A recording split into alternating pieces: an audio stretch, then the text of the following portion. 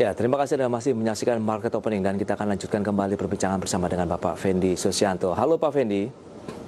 Halo Pak Pras. Ya, Pak Fendi, tadi kita masih melanjutkan beberapa saham yang memang menjadi perhatian oleh masyarakat investor di tanah air. LUCK sudah kita bahas dan menjelang pembukaan market hari ini, Pak Fendi, mungkin ada beberapa saham pilihan yang bisa Anda rekomendasikan, paling tidak bisa menjadi pilihan investasi, apakah itu jangka pendek ataupun jangka panjang. Silakan Pak Fendi.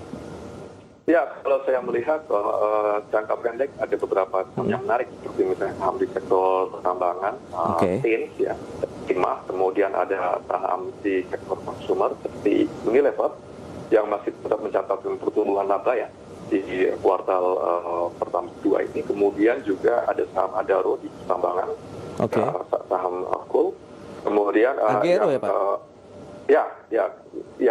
Yang Adaro. Kemudian kalau kita lihat yang terakhir adalah Antam di saham pertambangan juga. Ini mengapa saya melihat bahwa untuk jangka menengah menarik, karena memang kita lihat bahwa tren dari pertambangan ataupun tren dari metal itu dalam posisi yang sedang menguat di pasar komoditis, bisa bertahan cukup menengah panjang. Dan kemudian sektor konsumer adalah sektor yang sangat defensif di tengah nanti indeks dalam posisi yang akan lebih banyak bertahan di level di bawah 5.200. Baik. Seperti itu.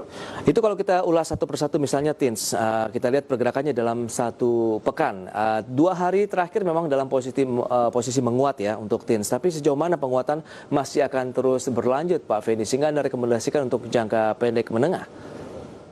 Ya, kalau kita lihat TINS sebenarnya dalam posisi yang dalam uptrend ya. Kita melihat sampai dengan posisi terakhir ada di 690.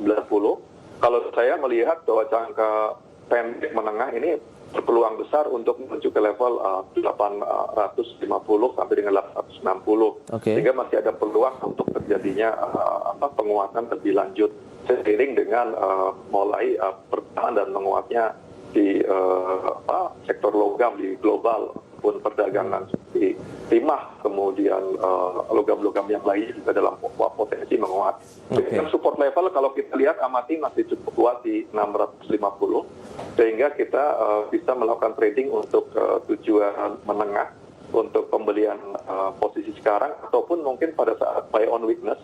Ya, apabila market terjadi koreksi maka akan cukup bagus untuk melakukan pembelian dengan target penjualan di kisaran 860. Berarti posisi buy on weakness ya Pak kalau mau masuk di TINS? Ya, kita melihat buy on weakness untuk TINS. Baik, selain TINS tadi ada Adaro juga yang Anda rekomendasikan. Apakah lagi-lagi kalau kita bicara memang harga komoditas ini sudah mulai menggeliat ini Pak Fendi? Ya, kita melihat sama juga, Adaro juga di sektor ini, pertambangan juga dalam posisi yang kita lihat. Dan secara teknikal juga pergerakan Adaro ini memang sedang konsolidasi, tapi dengan tren yang menguat sekarang ini ya. Di kisaran 1130 sampai dengan 1100, itu menurut saya bisa consider sebagai harga untuk akumulasi untuk tujuan menengah. Dengan target yang bisa kita peroleh adalah di kisaran 1.300 rupiah. Jadi masih ada potensial aset untuk sampai dengan 1.300 rupiah cukup menarik juga untuk saham Adaro. TINS Adaro buy on weakness dengan peluang yang sebenarnya masih menarik ya, dari 1.100 ke 1.300 untuk Adaro. Selanjutnya juga ada Antam Anda rekomendasikan. Pak Fendi, Anda melihat memang lebih kepada short term trading saja sepertinya dengan kondisi market yang fluktuatif seperti saat ini, kita juga sebaiknya memang cukup singkat untuk melakukan trading. Ya, kita melihat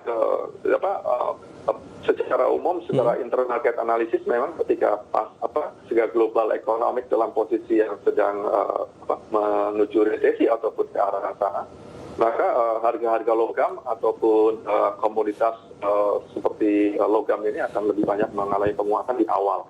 Jadi kita melihat lebih jangka menengah untuk tujuan itu. Dan kita lihat Antam juga sama ya, di harga 690 atau 650 sebagai support levelnya.